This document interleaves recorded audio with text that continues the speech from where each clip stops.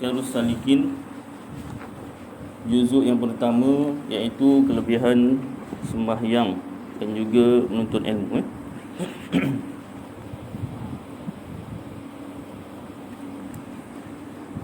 Muka surat 55, juzuk 1, kitab Syarus Salikin oleh Syekh Abdul Somad Al-Falimbani, terjemah daripada kitab Ihya Ulumuddin oleh Imam Ghazali.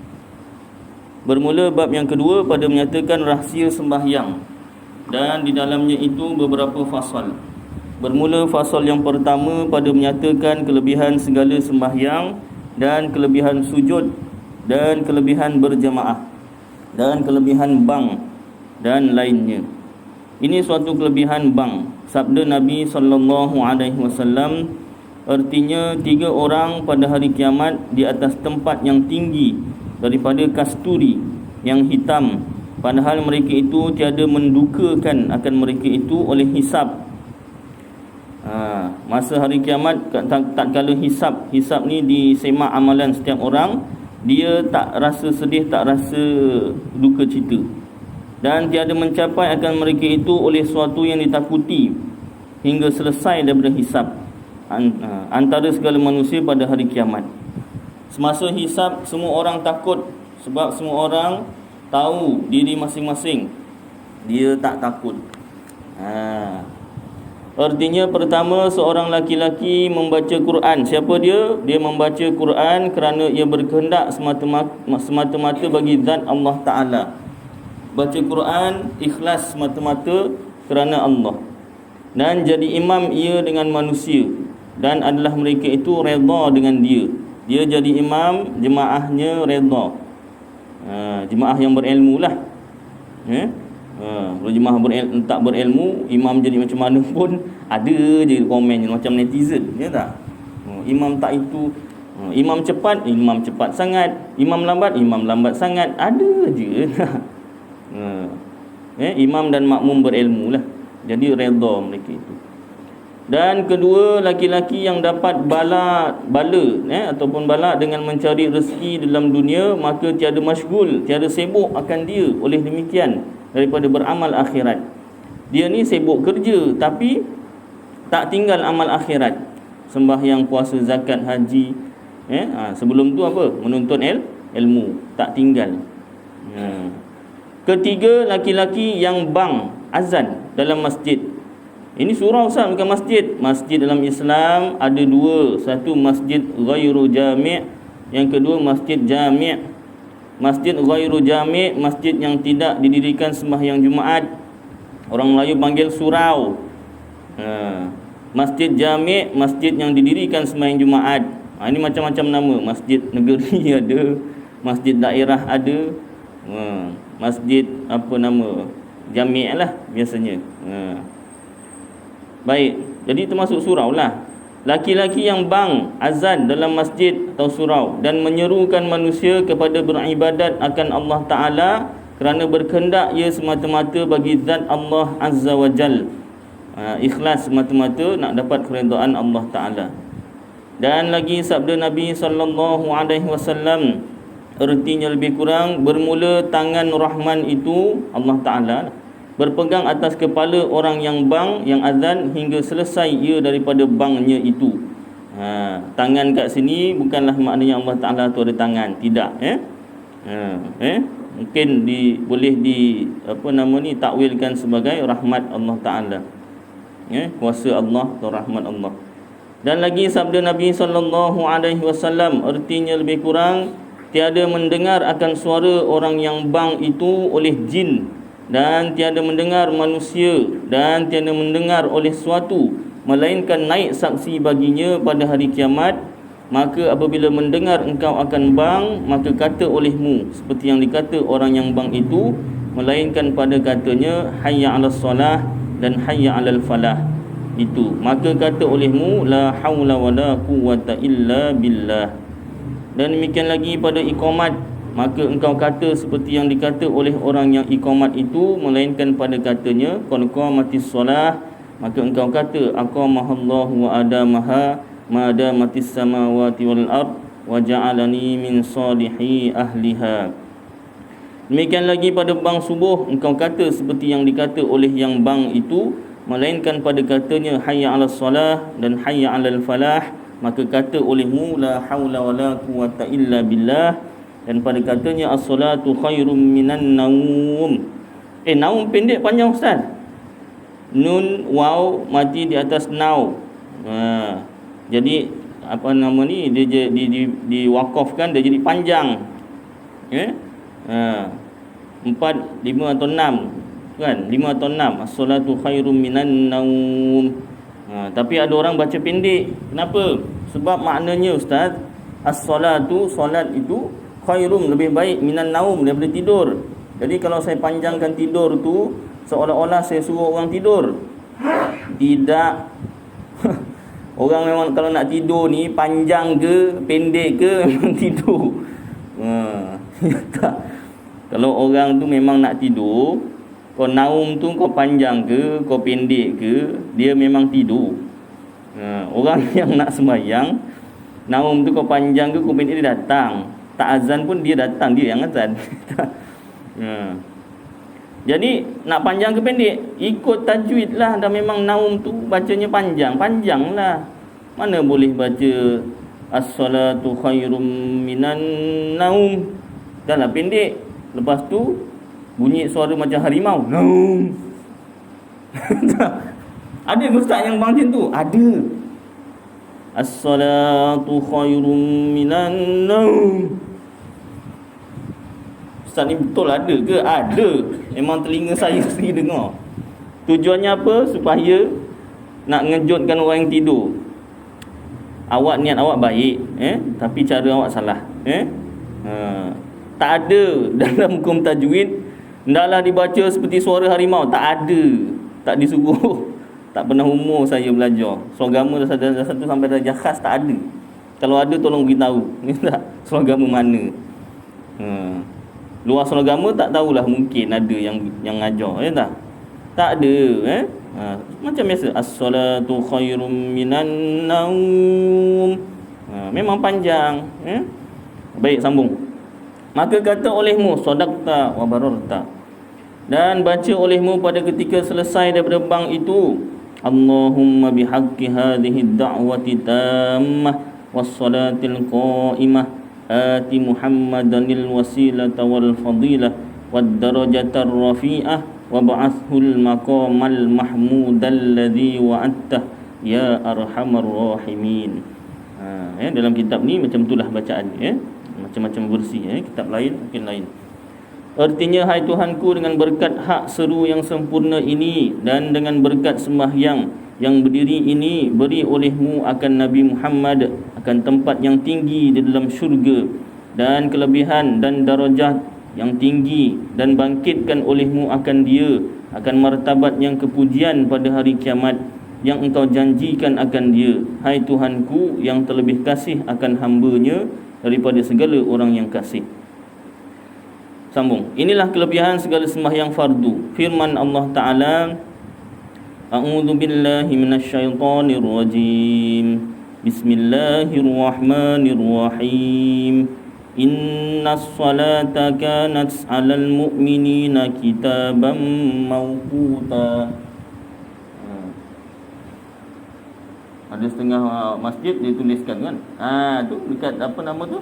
Jadual sembahyang tu Artinya lebih kurang bahawasanya sembahyang itu adalah difardu, lagi diwaktukan atas segala orang yang mukmin, orang mukmin.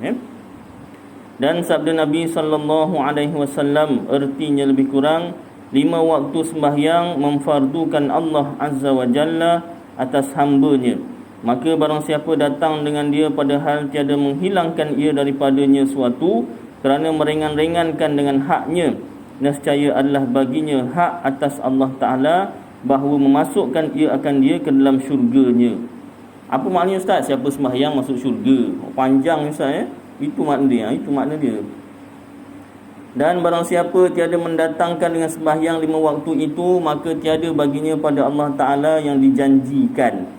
Jika menghendak Allah Ta'ala akan menyiksa ia akan dia, maka disiksanya. Dan jika menghendak ia akan dia memasukkan ke dalam syurga, maka dimasukkannya akan dia. Siapa yang tak sembahyang, tak ada janjian syurga. Kalau Allah Ta'ala kehendaki, masuk syurga. Kalau tak, disiksa. Dan lagi sabda Nabi SAW, artinya lebih kurang bahawasanya sembahyang yang 5 waktu itu kafarah, yang menghapuskan bagi dosa yang antara tiap-tiap satu daripada sembahyang yang 5 waktu itu. Salam. Ya, menjauh akan segala dosa yang besar-besar. Sembahyang menghapuskan dosa. Sembahyang subuh menghapuskan dosa antara isyak dengan subuh. Macam itulah lebih kurang maknanya. Dan lagi sabda Nabi SAW, artinya lebih kurang antara kami dan antara munafik. Munafik ni apa? Munafik yang cerita tu Ustaz ya. Apa nama tu? Citantu tu. Itu citantu. Munafik ni apa? Berpura-pura Islam pada zahir percakapannya, perbuatannya, mengaku Islam, mengamalkan ajaran Islam, tapi hatinya langsung tidak percaya dengan Allah Ta'ala, tak percaya dengan agama Islam. Antara kami dan antara munafik itu hadir sembahyang isyak dan sembahyang subuh. Rasulullah kata nak beza orang Rasulullah, orang beriman dan juga orang munafik, dia hadir sembahyang isyak dan sembahyang subuh. Orang mukmin lah yang beriman sembahyang isyak dan subuh. Kenapa? Isyak dan subuh kan gelap, tak nampak. Jadi kalau tak datang pun orang tak tahu. Padahal mereka itu tiada kuasa hadir akan keduanya itu. Dan lagi sabda Nabi SAW, tapi saya taklah tuduh ni, saya bacakan hadis Rasulullah. Tapi tidaklah bermaknanya siapa yang tak sembahyang subuh dan sembahyang isyak tu dia munafik. Tidak. Itu tanda-tanda. Tanda-tanda. Jadi jangan kita buat tanda-tanda ni lah. Hapuskan tanda-tanda ni. Ibaratnya macam COVID-19, dia ada tanda-tanda, ada gejala. Tanda-tanda tu bahasa mudah, bahasa saintifik gejala. Bukan gejala sosial je, gejala ni tanda-tanda. Tanda-tanda COVID-19, demam, batuk, sesak nafas, tengkuk, bahagian tengkuk belakang rasa panas saja. Ya tak? Itu dulu, sekarang dah tak ada gejala, dah tak ada tanda-tanda. Test tengok dah positif. Allah, na'udzubillah min zalik. Dah jadi mutasi tu kan, dia dah jadi kuat. Dah tak ada tanda-tanda pula dah. Hati-hati. Tu yang ustaz bertopeng aja kuliah haya. Minta maaf lah. Siapa yang ustaz pakai tu saya yang tak selesa. Jangan tengok muka saya lah, tutup mata. Baik. Dan lagi sabda Nabi SAW, artinya lebih kurang bermula sembahyang itu tiang agama. Maka barang siapa meninggalkan akan dia, maka sungguhnya merobohkan ia akan agama. Allahu Akbar. Dan lagi sabda Nabi SAW, artinya lebih kurang barang siapa mati padahal ia menghilangkan bagi sembahyang, yakni meninggalkan akan sembahyang, nescaya tiada menerima Allah Ta'ala akan suatu daripada amal kebajikan yang lain daripada sembahyang fardu.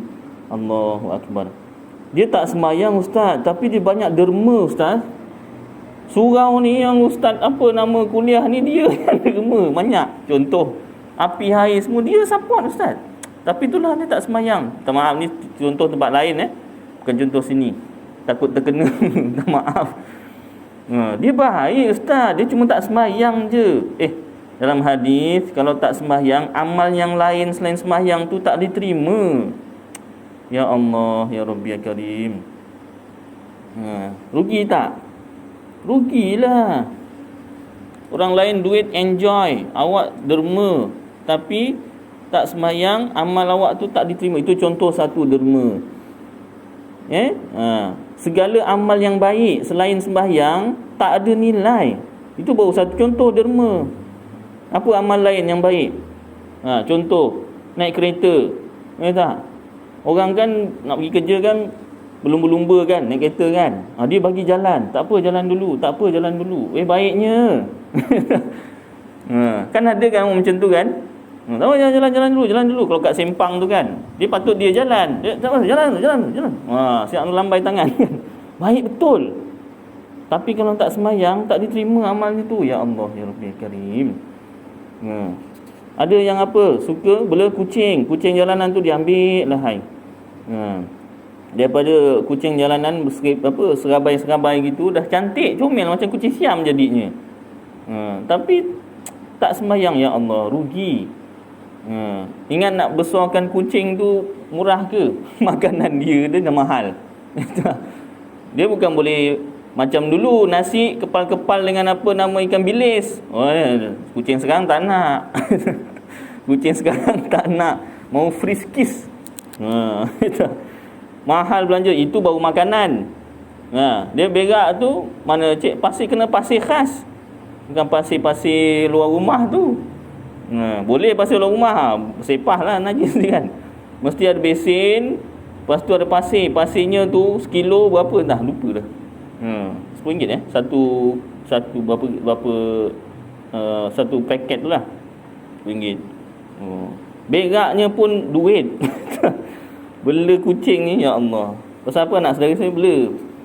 Tapi kalau tak sembahyang, tak ada apa nama, tak diterima amal tu, rugi. Kita banyak amal tapi tak sembahyang, rugi.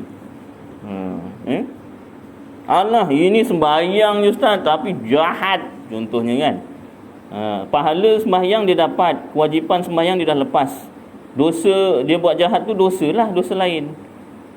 Jangan mentang kata dia jahat, dia sembahyang tapi dia jahat. Tak gunalah dia sembahyang ni, jahat. Sembahyang dia tu dah perkara lain, perkara wajib, dia dah lepas satu. Dosa dia tu, mudah-mudahan sembahyangnya apa nama ni akan menghilangkan perkara-perkara jahat dia tu. Janganlah pula kita kata sembahyang je tapi jahat. Jangan. Dia dah sembahyang tu dah satu perkara baik dia buat. Baik, sambung. Dan sabda Nabi SAW, tapi saya nak sambung jugalah. Jadi maknanya kena sembahyang dan buat jahat, Ustaz? Tidak, sembahyang dan buat baik lah. Kesimpulan kena ada, nanti salah faham. Dan sabda Nabi SAW, artinya lebih kurang bahawa pertama-tama yang ditilik di dalamnya pada hari kiamat daripada amal hamba Allah itu, iaitu sembahyang. Ke akhirat nanti yang nak dihisap, yang nak dikira, yang nak ditengok tu mula-mula sembahyang. Ni sembahyang ke tidak? Satu hari 5 kali sahaja. Asalnya 50 waktu. Dikurangkan jadi 5 waktu sahaja. Maka jika didapat akan sempurnanya, nescaya diterima akan dia dan diterima segala amalnya. Dan jika didapat akan dia kurang, nescaya ditolakkan atasnya dan sekalian amalnya. Ya Allah, ya Rabbi ya Karim. Punya banyak amal kita buat daripada apa nama ni, dikira sejak balik lah. Sebelum balik tu tak dikira. Sejak balik sampai meninggal dunia, segala amal kita buat selain sembahyang, kalau kita tak sembahyang tak diterima. Na'udzubillah min zalik. Sembahyang dan buat baiklah. Dan lagi sabda Nabi SAW, artinya lebih kurang, hai Aba Hurairah, suruh olehmu akan ahlimu, keluargamu dengan sembahyang. Maka kerana bahawa ia mendatangkan akan dikau dengan rezeki. Kita dah sembahyang, suruh ajak baik-baiklah, suruh ahli keluarga kita sembahyang. Kalau seorang bapa atau datuk, wajib menyuruh anak atau cucunya sembahyang sejak umur 7 tahun. Suruh tu wajib. Suruh. Dia tak buat tu, dia tak wajib lagi buat. Dia tak wajib lagi buat. Dia balik tu baru wajib menanggung dosa pahala sendiri. Tapi ibu bapa dan juga datuk, nenek wajib suruh tu umur 7 tahun. Al-Haziq sembahyang subuh, Al-Haziq sembahyang zuhur. Dia tak suruh tu satu kewajipan. Kita tak suruh, kita berdosa. Suruh umur 9 tahun, kalau kita ajak sembahyang tak nak sembahyang, rotan. Rotan makna biar dia takut lah, jangan puap rotan kan. Tu dah jadi apa nama, dera nanti Baik. Dulu masa saya, ustaz dulu malas juga sembahyang. Budak biasalah. Saya bukan Nabi. Saya orang biasa, tak maksum. tak tahu umur berapa dalam lingkungan 7, 8, 9 tu lah. Kalau kau tak sembahyang ni, cota bapak kau ni nampak. Cota. Cota tahu cota? Orang apa kerja guard tu, kayu hitam bulat tu, tu. Nampak cota tu. Nak sembahyang tak? Nak sembahyang. Kalau cota tak ada, bapak pergi kerja, hanger kan banyak. Banyak hanger patah ke hutan. Nanti. Mulalah puap. Tu kan. Baru jadi orang. Barulah jadi ustaz baca kitab. Baik. Sambung Jadi kena suruh. Kenapa kena suruh sembahyang ahli keluarga? Kerana bahawa ia mendatangkan akan dikau dengan rezeki, murah rezeki, daripada sekira-kira tiada dapat engkau usahai, dan tiada dapat engkau kira-kira. Banyak.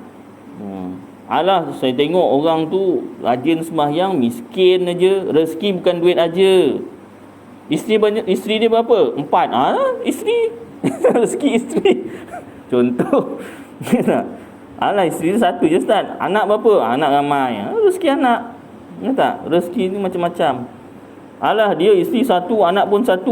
Ataupun dia isteri 1 tak ada anak, contoh kan. Ataupun tak kahwin pun, tak ada orang nak dengan dia. Contohnya lah. Ustaz ni bagi contoh lain macam. Miskin lah katakan. Miskin Ustaz, rajin sembahyang, miskin. Rezekinya mungkin ilmu.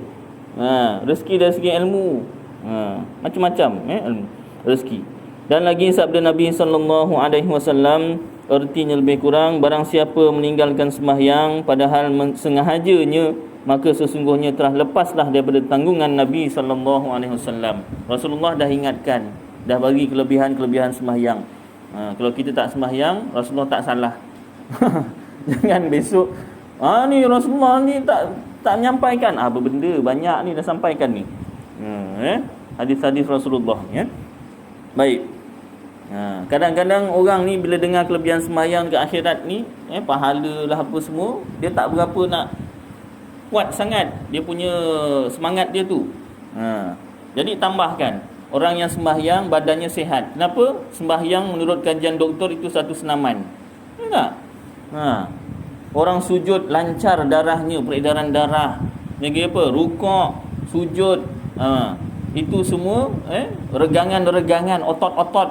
Kalau dia sebut, oh ya Ustaz, bagus bagus. Baru nak sembahyang. Jadi kalau dia sembahyang kerana nak sihat, mula-mula mudah-mudahan lama-lama istiqamah, ikhlaslah kerana Allah Ta'ala, bukan kerana nak sihat sahaja. Baik.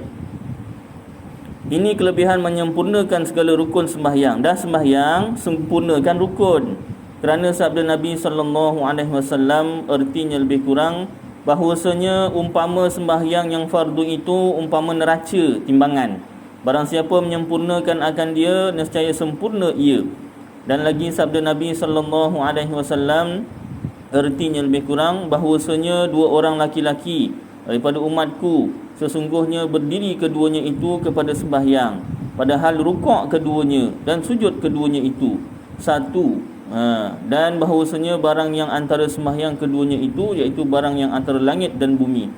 Kata Imam Al-Ghazali rahimahullahu ta'ala, dan mengisyaratkan Nabi SAW kepada khusyuk di dalam sembahyang itu, terlebih martabatnya itu.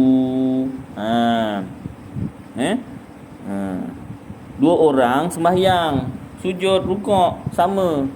Tapi beza antara sembahyang yang seorang dengan seorang lagi itu antara langit dengan bumi. Sembahyang sama, lama masanya pun sama, 5 minit. Tapi Rasulullah kata beza. Kenapa? Dari segi khusyuk. Dan sembahyang yang kurang itu sebab tiada di dalamnya itu khusyuk. Salah satu cara nak khusyuk, tahu makna bacaan dalam sembahyang. Kita tanya diri kita sekarang umur saya 35. Daripada doa daripada takbiratul ihram sampai beri salam, berapa banyak bacaan sembahyang yang kita tahu maknanya? Kalau kita tak tahu maknanya, ibarat burung kakak tua. Ibarat burung kakak tua macam mana? Burung kakak tua ni kita ajar beri salam, Assalamualaikum. tuannya ajar bagi salam yang betul tu. Assalamualaikum. Dia pun ikut. Ada orang yang kata Assalamualaikum. Assalamualaikum. Dia tak kira orang Islam ke, orang bukan Islam pun bagi salam juga. Assalamualaikum. Uncle kata, apa pasal ini? Dia cakap apa? Cakap Arab lah. Dia main bedal aja. Bukan kata orang datang Islam bukan Islam. Kucing nak nerekam dia pun Assalamualaikum. Assalamualaikum. Kau bagi salam ke kucing apa? Dia tak tahu makna yang disebut. Jadi kita jangan jadi seperti burung kakak tua. Jadi hari ni kalau anda kata tak hafal, kalau hafal mudah-mudahan alhamdulillah. Kalau tak hafal apa, tak tahu maknanya daripada takbiratul ihram tu, hari ni tuliskan makna takbiratul ihram tu kat depan. Tak sembahyang. Jadi takbir je, tengok maknanya. Apa hukumnya Ustaz? Hukumnya makruh lah, khilaful aula tu kan. Mata tak tengok tempat sujud, tapi untuk belajar. Kemudian kang esok doa iftitah. Jadi tengok bacaan doa iftitah. Kang lusa al-Fatihah pula, makna Fatihah. Kemudian tulat baca surah, makna surah tu. Baca surah dan tengok maknanya. Surah yang pendek-pendek, yang Al-Baqarah. Yang pendek-pendek dulu, Qul huwallahu inna a'tayna. Mula-mula Al-Baqarah. Surah pertama Al-Baqarah Ustaz. Iyalah, yang pendek dulu surah. Esok lusa tulat tubin. Tubin kan bacaan rukuk pula. Lepas tubin apa? Sujud pula, iktidal pula, sampailah tahiyat akhir dan beri salam. Jadi itu menambah khusyuk, menambah khusyuk. Kalau tidak kita baca lain, fikiran kita lah lain. Tu yang datang sembahyang jumpa kunci dalam sembahyang. Sebelum sembahyang cari kunci tak jumpa. Dah isyak, dah sembahyang isyak, nak balik. Kunci motor, kunci kereta tak tahu letak mana, hilang. Jadi kawan cakap kau sembahyang dulu lah, sembahyang sunat ba'diyah isyak. Dia pun sembahyang sunat ba'diyah isyak. Jumpa kunci dalam sembahyang. Macam mana jumpanya? Bukan dengan berkat sembahyangnya. Pasal dia takbiratul ihram tadi, Allahu Akbar, kepala dia pun mikir. Mulut baca tu Fatihah, surah apa semua, tapi kepala dia mikir. Tadi masa aku datang surau, buka kereta, keluar kereta aku alam dah rosak, jadi pakai kunci, nak kunci. Kat pintu kereta lupa nak cabut. Jumpa dah. Semalam sembahyang jumpa kunci. Itu bukan keberkatan sembahyangnya tak khusyuk. Baik. Jadi menambahkan khusyuk dengan cara tahu makna bacaan sembahyang. Sabda Nabi sallallahu alaihi wasallam artinya lebih kurang, bermula yang terlebih jahat manusia yang mencuri itu, iaitu seorang yang mencuri daripada sembahyangnya. Pencuri paling jahat, pencuri dalam sembahyang. Yakni orang yang tiada menyempurnakan akan sembahyangnya, seperti ada ia mengerjakan yang ditegahkan di dalam sembahyang, seperti yang makruh dan yang haram, maka iaitu seperti mencuri pada pihak ditegahkan akan dia. Jadi sembahyang kena sempurna, kena belajar ilmu fikih. Perkara sempurna dalam sembahyang. Contoh yang mudah, ni kebiasaannya kadang terlepas pandang. Kalau kita sembahyang berjemaah, imam takbiratul ihram, Allahu Akbar, barulah makmum Allahu Akbar. Kemudian imam habis baca Fatihah, amin tu sama imam, baru makmum baca Fatihah. Kemudian rukuk, imam rukuk, Allahu Akbar, dah habis baru makmum Allahu Akbar. Imam iktidal, sami Allahu liman hamidah, barulah makmum sami Allahu liman hamidah. Imam sujud, Allahu Akbar, panjang tu yang tak payahkan yang panjang, yang pendek. Rukuk tu pun ada yang serentak. Jangan imam bergerak nak ke rukuk, Allahu Akbar serentak. Tak sempurna berjemaahnya. Apatah lagi Allahu Akbar, imam belum sampai, dia dah sampai dulu.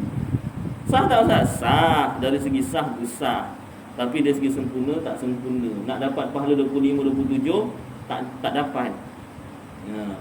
Jadi masa nak sujud daripada iktidal, Allahu Akbar panjang tu kan. Imam mana boleh nak cepat-cepat. Bila berdiri nak ke sujud. Jadi tengah imam gerak tu dia pun gerak sikit-sikit dah tak sempurna. Kemudian duduk antara dua sujud, Allahu Akbar, barulah makmum Allahu Akbar. Sujud, Allahu Akbar. Kalau orang Jawa kata wisbar, imam ni wisbar, barulah kuih gerak, ya tak? Nek imam ni urung bar, ojo gerak. Ya tak? Ojo dilakoni. Jangan dibuat macam tu. Beri salam. Makmum nak beri salam waktu bila? Kebiasaan yang saya nampak, imam beri salam pertama, makmum dah beri salam. Assalamualaikum warahmatullahi. Makmum pun dah beri salam. Assalamualaikum warahmatullahi. Sedangkan yang sempurnanya, tunggu imam beri salam yang kedua habis, barulah makmum beri salam. Imam Assalamualaikum warahmatullahi, salam pertama. Lambat pula tu imam. Contohlah. Kadang imam ni lambat sikit. Assalamualaikum warahmatullahi. Dah pun dibaca, pusing kepala pun lambat sikit kan. Tu yang makmumnya tu cepatlah kan. Tak sabar-sabar. Tunggu imam ni Assalamualaikum warahmatullahi. Oh, yang kedua lagi panjang. Imamnya. Makmumnya lagi cepat sikitlah. Dia dah biasa serentak kan. Jangan, tunggu, sabar, tahan kepala tu, tahan. Dah habis imam beri salam kedua, barulah makmum mula beri salam pertama. Ustaz, beri salam pertama kan rukun, beri salam kedua kan dah sunat. Pandailah. Pandainya. Beri salam pertama, yang rukun, yang wajib tu, beri salam pertama, itu pun tak noleh tu pun sunat. Beri salam kedua dah sunat, Ustaz. Tak payahlah tunggu salam kedua. Pandailah jawablah tu. Dari segi sah memang sah. Tetapi nak sempurna, tunggu imam beri salam yang kedua, baru makmum beri salam. Tak kiralah makmum muafiq ke makmum masbuk. Yang muafiq tunggu imam salam yang kedua, baru beri salam pertama. Ya tak? Kalau yang masbuk, imam beri salam kedua, baru bangun. Ganti rakaat yang tinggal. Jadi hati-hati. Tengok isyak nanti. Ustaz nak ngecek tidak. Saya kan kat depan tak nampak, tak apalah. Buat alhamdulillah, tak buat je nak buat macam mana. Baik. Itu kesempurnaan sembahyang, jaga. Kalau tak, rugi kita. Dah lah penat-penat orang lain tengok TV kat rumah, kita sembahyang berjemaah. Ya tak? Tetapi tak dapat 25 atau 27. Sama macam orang sembahyang kat rumah dapat 1. Dah rugi. Jadi jagalah perkara. Taklah berat sangat benda, bukan suruh angkat batu bata. Suruh tunggu imam. Itu aja. Dia pasal dah biasa berlumba-lumba, naik kereta berlumba, itu berlumba, ini berlumba, semua berlumba. Sembahyang pun berlumba. Berlumba buat apa? Berlumba-lumba lah dapat apa, pahala sempurna sembahyang. Baru betul, ni tak? Baik, sambung. Jangan mencuri dalam sembahyang. Sabda Nabi SAW artinya lebih kurang, adakah tiada takut seorang yang memalingkan ia akan mukanya di dalam sembahyang itu, bahawa memalingkan Allah Ta'ala akan mukanya itu seperti muka himar. Dalam sembahyang jangan tengok sana sini, tengok tempat sujud. Jangan paling-paling muka. Baik. Ini kelebihan sembahyang berjemaah. Masuk pada kelebihan sembahyang berjemaah pula. Sabda Nabi SAW artinya lebih kurang, bermula sembahyang berjemaah itu melebih akan sembahyang seorang dengan 27 darajat. Dan sabda Nabi SAW artinya lebih kurang, orang siapa sembahyang 40 hari akan sembahyang yang 5 waktu di dalam berjemaah, padahal tiada luput akan dia daripada segala sembahyang satu takbiratul ihram serta imam, nescaya disuratkan baginya 2 kelepasan. Pertama, lepas ia daripada munafik, berpura-pura, dan kedua, lepas ia daripada api neraka. Sembahyang selama 40 hari tak tertinggal takbiratul ihram serta imam. Bukanlah serentak dengan imam, tidak. Itu dipanggil takbiratul ula. Bila waktunya? Selepas selesai imam takbiratul ihram, Allahu Akbar, sampailah sebelum imam baca Fatihah. Sebelum imam baca Bismillahirrahmanirrahim, sebelum tu jadi panjang waktu takbiratul ula tu tapi kena awal lah. Dan lagi sabda Nabi SAW, artinya lebih kurang, barang siapa sembahyang isyak di dalam berjemaah, maka seolah-olah sembahyang ia setengah malam. Ya Allah, ya Rabbi ya Karim, setengah malam sembahyang lah dapat pahala, sembahyang isyak berjemaah je. Ingat senang ke nak sembahyang setengah malam tu? Namanya setengah malam, 7 malam sampai 7 pagi katakan, 12 jam bagi 2, 6 jam. 6 jam sembahyang malam, setengah malam. Siapa boleh buat? Saya pun tak apa nama ni, mungkin tak mampu, ya tak? Boleh tu boleh dipaksa kan. Tapi dah pernah buat? Tak pernah, saya sendiri tak pernah. 6 jam sembahyang tak berhenti, tak pernah. Sembahyang tarawih aja berapa jam lepas isyak, sampai berapa kan. Kalau apa bacaan hafiz Quran pun tarawih paling lama 1 jam rasa. Main tarawih ni tak? Lagi yang apa nama 10 surah lagilah. Dah 10 surah. Rukuknya sekali-sekali baca Allahu Akbar, subhanarabbil azim wa bihamdi. Oh, laju tu. Imam kadang-kadang pakai mic tu kan, dengar subhanarabbil azim wa bihamdi. Lajunya. Nak kejar apa ni? Nak kejarkan siapa paling cepat habis sembahyang tarawih. Alhamdulillah jangan macam tu. Baik. Ini sembahyang isyak berjemaah, pahalanya seolah-olah sembahyang separuh malam, ya Allah. Dan barang siapa sembahyang subuh di dalam jemaah, maka seolah-olah sembahyang ia semalam-malaman sekaliannya, ya Allah. Sembahyang subuh berjemaah dikira sembahyang sepanjang malam, ya Allah. Tak dikira tidur, dikira sembahyang. Senang tak dapat pahala? Bunyinya senang ustaz, nak bangun subuh ustaz. Alah, buatlah alam. Kalau apa tak buat alam pun, azan subuh tu baru bangun, siap-siap sempat. Iqamat lambat sikit lah, jangan cepat sangat. Ya tak?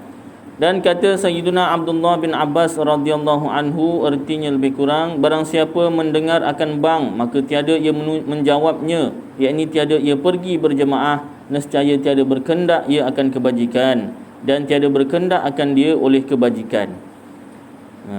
Kata Ibnul Muqri di dalam matan Raud dan syarahnya, artinya lebih kurang, ini suatu furu' cabang, dan dapat fadilat sembahyang berjemaah di dalam rumahnya, atau seumpamanya dengan isterinya, atau dengan anaknya, atau dengan hambanya, atau dengan orang yang lain daripada mereka itu. Kerana sekurang-kurang berjemaah itu 2 orang, dan sembahyang berjemaah di dalam rumah atau seumpamanya itu terlebih afdal daripada sembahyang seorang dalam masjid. Mentang kata apa nama ni, sembahyang kat rumah berjemaah lebih baik daripada sembahyang seorang di dalam masjid, dia pun hentam sembahyang kat rumah masing-masing. Kita pakat-pakat ya sembahyang. Masalahnya fardu kifayah tak lepas. Syiar sembahyang fardu berjemaah tu tak lepas. Berdosa juga. Dan sembahyang di dalam masjid itu afdal daripada lainnya, dan masjid yang terlebih banyak orang yang berjemaah itu terlebih afdal daripada sedikit, dan jikalau jauh sekalipun, melainkan apabila kosong masjid yang hampir itu daripadanya sebab ghaibnya itu, atau ada imam masjid yang banyak orang jemaah itu tiada mengiktikadkan akan wajib setengah rukun sembahyang atau setengah syarat sembahyang, atau ada imam itu orang bid'ah seperti Mu'tazilah atau Rafidi, atau ada imam itu fasik, maka masjid yang sedikit orang yang berjemaah itu afdal daripada yang banyak itu. Tetapi sembahyang seorang di sini afdal, maka jika bersamaan banyak dalam jemaah itu, maka masjid yang hampir kepadanya itu afdal. Demikianlah beberapa kelebihan sembahyang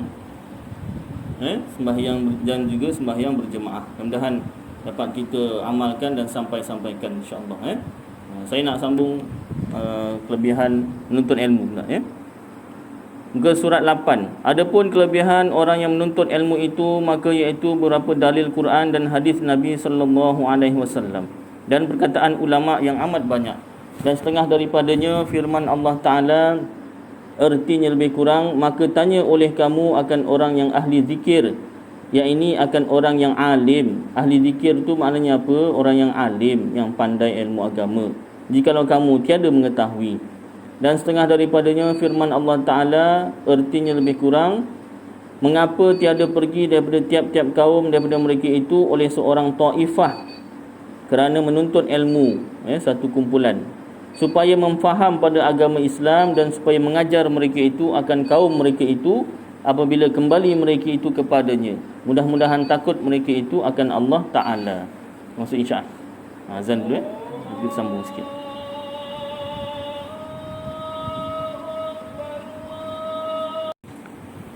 Baik, kita sambung sikit je tuan-tuan. Saya nak bacakan sikit ulang kaji dari kitab Aqidatun Najin fi ilmi Usuluddin bagi Syekh Zainul Abidin bin Muhammad Al-Fattani. Muka surat 41. Ini tentang dipanggil af'alul ibad, perbuatan-perbuatan hamba. Maka barang siapa mengiktikadkan, kalau tadi kita dengar hadis Rasulullah sallallahu alaihi wasallam, amal pertama yang dihisap di hari kiamat nanti ialah sembahyang. Jika sembahyangnya diterima, maka amal-amal yang lain diterima. Jika sembahyangnya tak diterima, maka amal-amal yang lain tidak diterima. Tapi sebelum hari kiamat, kita ada kiamat kecil, iaitu alam barzakh. Alam barzakh. Kiamat kecil ni iaitu kematian setiap orang. Bila satu orang meninggal dunia, maka dia masuk alam akhirat yang pertama, iaitu alam barzakh, perhentian yang pertama, ataupun dipanggil alam kubur. Maka dalam alam kubur ada soalan-soalan yang sudah bocor dan sudah tahu jawapannya. Jawapannya pun sudah bocor. Man rabbuka, siapa Tuhan kamu? Allahu rabbi, Allah Tuhanku. Man nabiyuka, siapa nabi kamu? Muhammad nabi, Muhammad nabiku. Kemudian siapa apa nama ni? Imam kamu, Al-Quran imamku. Lagi siapa? Siapa saudaramu? Orang Islam saudaraku. Lagi apa? Allahu Rabbi, Muhammad, Al-Quran, dan seterusnya. Lupa, ya?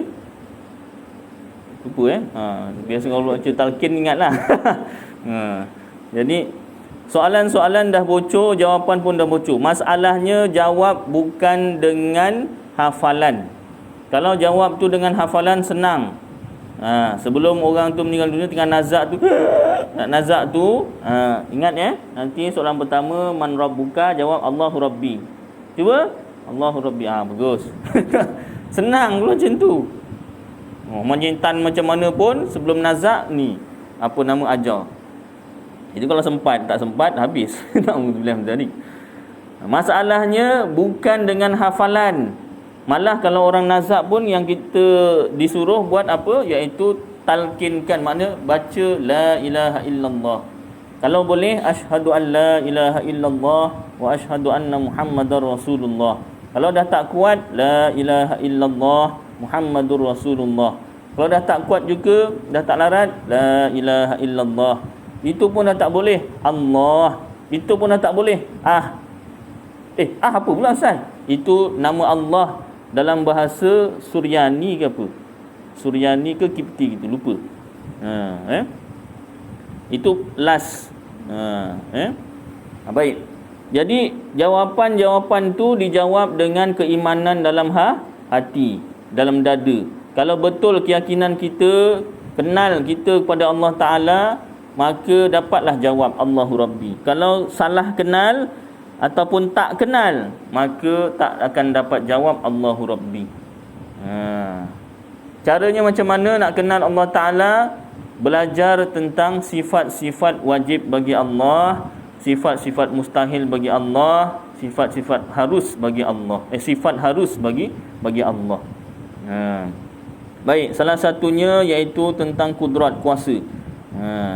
Jadi saya ambil satu bab tentang kuasa, antara kuasa Allah dan kuasa makhluk. Macam mana penghuraiannya?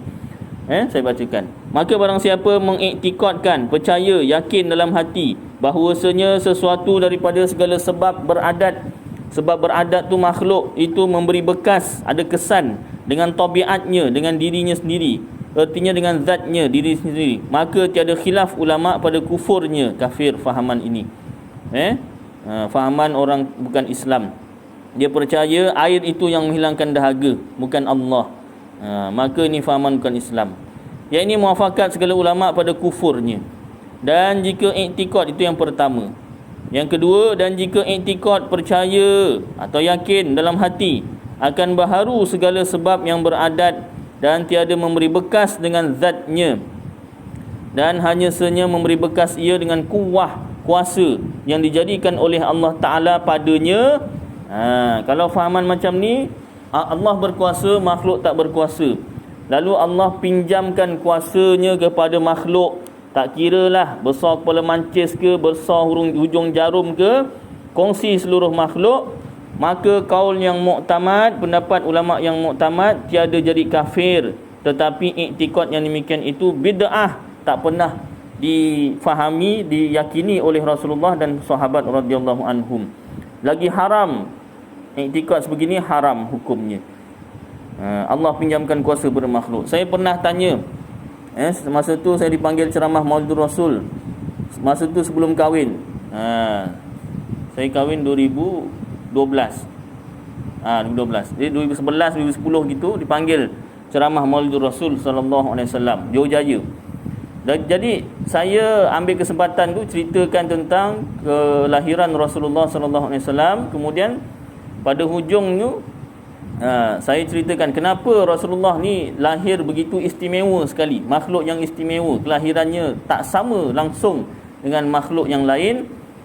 Kenapa? Sebab dia pembawa akidah, mengenal Tuhan, mengenal pencipta. Jadi salah satu, maknanya ilmu tauhid, salah satu yang dibawanya itu ilmu tauhid, cahaya Islam. Jadi saya tanya masyarakat dekat Johor Jaya tu. Jadi tuan-tuan, saya nak tanya, betul tak kalau satu orang kata Allah berkuasa, makhluk tak berkuasa? Lalu macam mana makhluk bergerak dan memilih? Nak kahwin dengan apa nama Mira Filza ke sepupunya, contoh, tak? Sekarang dah masing-masing semua Mira Filza, ya tak? Jadi macam mana orang nak memilih, makhluk nak memilih, nak berusaha. Mira Filza dah tak dapat, usahakan sepupu Mira Filza pula. Jadi macam mana makhluk bergerak, memilih? Lalu diibaratkan seperti jam. Makhluk ni seperti jam. Jam ni tak ada kuasa. Kita letak bateri ataupun cocok suis, maka dengan kuasa daripada bateri atau suis elektrik itulah menggerakkan jam tu tadi. Makhluk ni tak ada kuasa. Allah pinjamkan kuasanya kepada makhluk. Maka dengan kuasa yang Allah pinjamkan itulah makhluk memilih dan bergerak. Betul tak tuan-tuan? Masa tu ada lelaki, ada perempuan. Yang lelaki senyap. Ustaz ni kalau tanya ni macam lain macam, baik jangan jawab. Kalau salah malu. Lelaki ni pandai sikit. Yang perempuan jawab. Pasal apa? Belum kahwin, tak, muda lagi, handsome. Sukalah tengok. Jadi ustaz tanya pun jawab. Betul ustaz. Ramai-ramai. Yang nenek-nenek, yang makcik-makcik, yang kakak-kakak semua menjawab, semua sama-sama sepakat. Betul. Tak rakam je masa tu. Kalau rakam dengar tu. Betul, ramai jawab. Itulah tuan-tuan. Bagus, saya suka apa nama ni, ceramah macam ni, dua hala. Kita saling jawab menjawab. Tak soal jawab. Jadi kalau tuan-tuan dan puan-puan nak tahu akidah Allah pinjamkan kuasa bermakhluk, dalam kitab disebut akidah yang bid'ah, lagi haram. Ini akidah Mu'tazilah, bukan Ahlu Sunnah. Akidah yang salah, terkeluar dari Islam. Berut semua muka. Tak naklah jawab lagi, nanti kan salah lagi. Lepas tu tanya apa terus tak jawab. Yang lelaki padan muka itulah berjawab. Kita orang selamat ni tak menjawab. Dalam hati tak tahulah kan, mengiyakan ataupun tidak. Jadi makna nak cerita tuan-tuan, yang kelakuannya tu kita tinggalkan. Seramai-ramai yang duduk tu mengiyakan. Maknanya dia tak dapat bezakan mana yang ahlu sunnah, mana yang bukan ahlu sunnah. Dia kerana apa? Tak duduk kuliah belajar. Dia ada dua cara belajar. Kalau dekat sekarang, masa zaman sekarang ni tuan-tuan, mungkin ada tiga lah. Yang pertama, yang paling bagus, masuk surau agama. Saya umur dah berapa Ustaz? Surau agama tak ada had umur. Malu dengan tak malu je lah. Saya dah belajar khas Ustaz je. Tapi kalau dah tak dapat bezakan ni, masuk balik lah. Tanya Ustaz yang kan. Yang pertama. Kalau tak nak, yang kedua, duduk kuliah masjid atau surau yang ada pengajian kitab tauhid. Kalau nak masuk sebelum, kalau apa yang bawah atas sikit daripada surau atau masjid, masuk madrasah. Tapi kira komitmen, kita fahamlah komitmen keluarga kan. Itu yang isteri satu, yang isteri dua, tiga, empat. Lagi susah nak masuk madrasah. Tak? Jadi yang ketiga tadi caranya duduk kuliah masjid atau surau yang ada baca kitab tauhid. Yang keempat, yang paling senang. Tak? Type aja dekat Google, type aja dekat YouTube. Tapi masalahnya dalam YouTube tu ada yang betul, ada yang salah. Saya tak kata semua salah. Ada yang betul, ada yang salah. Nak bezakan yang betul yang salah pun kena belajar juga. Jadi hati-hati. Boleh tu boleh, tapi ikut panduan. Panduan ni nak kena belajar juga. Tak? Dipadukkan dengan kitab. Sama tak dengan kitab? Tak sama, bukan. Sama, betul. Tak? Itu cara kalau zaman sekarang ni lah. Kita nak selamat, nak membezakan yang mana permata, yang mana kaca. Dari segi tauhid lah. Baik. Dan telah menjalani akidah yang Allah pinjamkan kuasa pada makhluk ni, dan telah menjalani ulama di seberang sungai Dajlah kepada kufur mereka itu. Imam Abu Mansur Al-Maturidi kata kufur. Kenapa? Sebab dia telah menyatakan kuasa Allah tu ada berbilang-bilang, dipinjamkan. Dipinjamkan maknanya kuasa Allah dah 2, 3, dah terbatal sifat wahdaniyah. Tetapi menjadikan oleh mereka itu akan majusi itu terlebih baik halnya daripada mereka itu. Imam Abu Mansur Al-Maturidi kata ini majusi lagi baik daripada fahaman Allah pinjamkan kuasa pada makhluk. Kenapa? Majusi ni dia berfahaman ada Tuhan baik, ada Tuhan jahat. Agama Majusi ni agama sembah api. Kalau yang Mu'tazilah ni tadi, fahaman yang Allah pinjamkan kuasa pada makhluk, Allah Tuhan besar, makhluk yang lain tu semua Tuhan kecil. Berapa banyak makhluk? Tak? Bukan sikit-sikit makhluk. Tu yang kata Imam Abu Mansur Al-Maturidi kata Majusi tu lebih baik daripada fahaman Allah pinjamkan kuasa pada makhluk ni. Kerana bahawasa tiada menyebut oleh mereka itu bagi Allah Ta'ala itu melainkan satu syarik jua. Majusi kata Tuhan, ada Tuhan baik, ada Tuhan jahat. Sedangkan yang Mu'tazilah tadi Allah Tuhan dan Tuhan besar, yang makhluk yang lain itu Tuhan kecil lah. Allah pinjamkan kuasa sebanyak-banyak makhluk tu. Dan mereka itu yang mengiktikad percaya bahawa hamba menjadikan itu iktikad yang kedua Allah pinjamkan kuasa makhluk. Yang ketiga, dan mereka yang mengiktikad percaya dalam hati bahawa hamba menjadikan perbuatan dirinya yang ikhtiari, yang sengaja, itu mensabitkan oleh mereka itu bagi Allah Ta'ala akan beberapa syarik yang banyak. Ni yang tadi huraian yang Mu'tazilah tadi Tetapi kaul ini dhaif, seperti orang yang beriktikad bahawa hamba itu menjadikan akan segala fi'il dirinya yang ikhtiariyah, yang sengaja, dengan kudrat yang telah menjadikan akan dia oleh Allah Ta'ala padanya. Maka iaitu fasik bagi bid'ah, fasik berdosa bid'ah. Dan pada kufurnya itu dua kaul, dua pendapat. Yang rajihnya, yang kuatnya tiada kufur. Dan ini iktikad yang kedua tadi Yang ketiga, barang siapa mengiktikad percaya bahawasanya tiada memberi bekas bagi sesuatu daripada segala asbab, yakni makhluk, dan hanya yang memberi bekas itu iaitu Allah Ta'ala jua, tetapi antaranya dan antara musabbabnya berlazim-laziman, mesti akal mesti berlaku. Maka manakala didapat akan api umpamanya, dan secara didapat akan hangus, maka orang itu jahil ia dengan hakikat hukum adat. Dia dah betul lah percaya makhluk ni tak ada kuasa, Allah yang berkuasa, Allah yang jadikan, Allah yang memberi kesan, yang mengadakan, mentiadakan. Tapi dia kata hukum adat mesti berlaku, api mesti menghanguskan, air mesti menghilangkan dahaga. boleh menghela akan dia oleh yang demikian itu kepada kufur, boleh jadi kufur. Kenapa? Kerana bahawasanya terkadang membawa kepada ingkar akan segala perkara yang mencarikan adat seperti mukjizat. Kalau dia sampai menafikan mukjizat, maka boleh jadi kufur. Contoh, Rasulullah pernah membelah bulan jadi terbelah dua. Tak adalah, mana boleh. Nak pergi bulan pun susah, lagi nak belah. Lagi nak dibelah bulannya. Tak boleh lah, tak percayalah. Boleh jadi kufur kalau menafikan mukjizat. Baik. Habis yang betulnya mana Ustaz?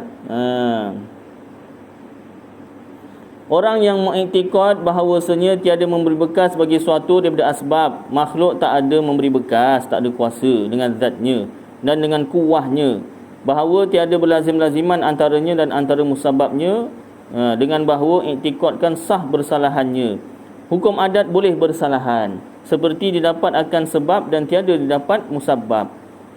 Artinya didapat tertunu, terbakar dan tiada didapatkan hangus. Ada api tapi tak hangus. Hanya yang menghanguskan itu Allah Ta'ala sendiri. Maka iktikad yang akhir inilah yang mengesakan Allah Ta'ala pada segala perbuatannya. Jadi yang betul akidah Ahlus Sunnah wal Jamaah Al-Asy'ariyah Maturidiyah, pada zahir pandangan mata kasar seolah-olah makhluk ada kuasa, usaha, ikhtiar sendiri, ada pilihan sendiri. Tapi pada hakikat Allah yang tentukan, yang tetapkan, yang takdirkan pilihan makhluk itu, dan Allah yang gerakkan makhluk itu. Itulah akidah yang benar Ahlus Sunnah wal Jamaah.